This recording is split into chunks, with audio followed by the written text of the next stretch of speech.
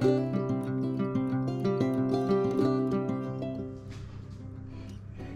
morning and welcome. Today we are making Chapli Kebab.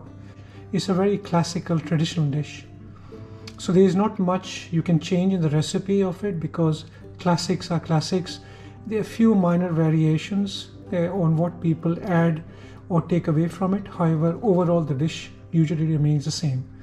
It's a beautiful kebab, goes beautifully with burgers, with lettuce, tomatoes, mustard or ketchup in it.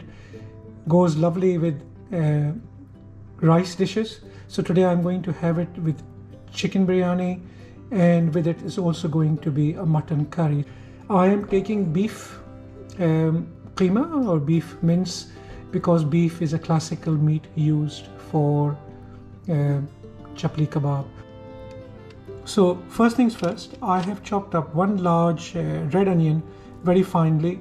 This needs to be dehydrated because it's a lot of water in there. It will make the kebab very soggy. So to take the water out, there are a few ways of doing it. You can squeeze it with your hand, the onions, or you can squeeze it in a cloth. I'm going to put it in the oven, which is heating at 100 degrees centigrade, literally for 10 or 15 minutes. I do not want to cook the onions, I just want the water to evaporate.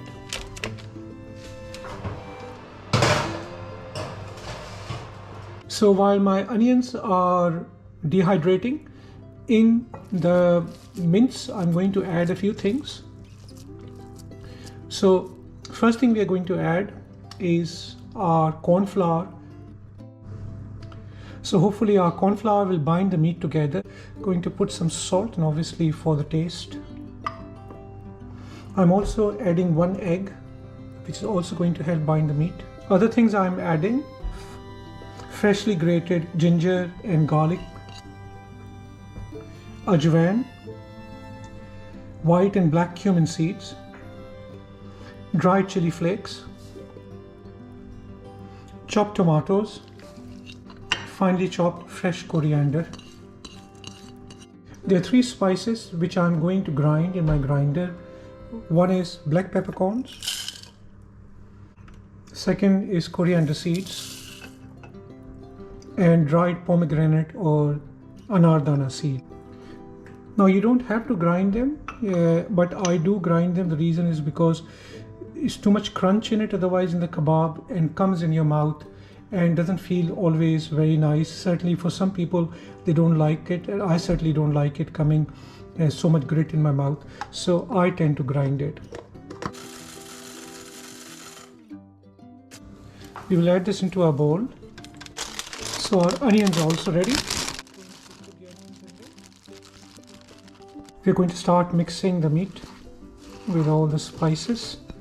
One thing I forgot to mention, that with the coriander I also put whole green chili finely chopped as well. Now this needs to be mixed really well. So you'll be kneading it like you knead your dough for baking. So knead it for good, mix it for good 5-10 minutes because all the things need to mix up quite well. I'm going to cover this with a cling film and I'm going to rest it for about an hour. The reason I'm doing it is just give it some time to settle, and also the egg and the corn flour to bind the meat. And most important thing, because my meat is a bit cold, came out of the fridge, it will let it come down to room temperature. And then we shall start frying the kebabs, and I shall see you very soon. Okay, let's fry some kebabs and see what it tastes like.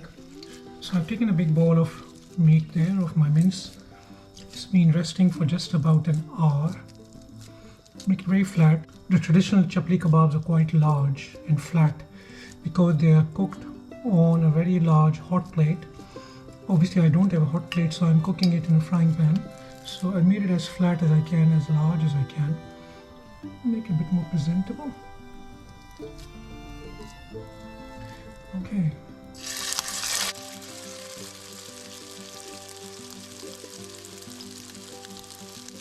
So there is our kebab. Just took 3-4 minutes to fry on each side. It's very thin, so you can see it's fried well on both sides. Let's try the taste.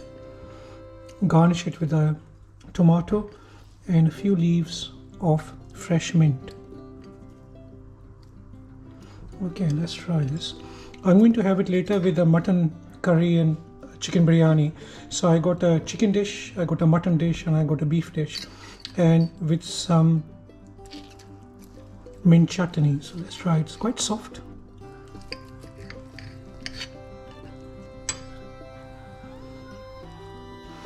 It's absolutely gorgeous. It is a lovely recipe. It's a classical recipe for a classical dish. I'm sure you will love it. Thanks for watching. Until next time. See you soon.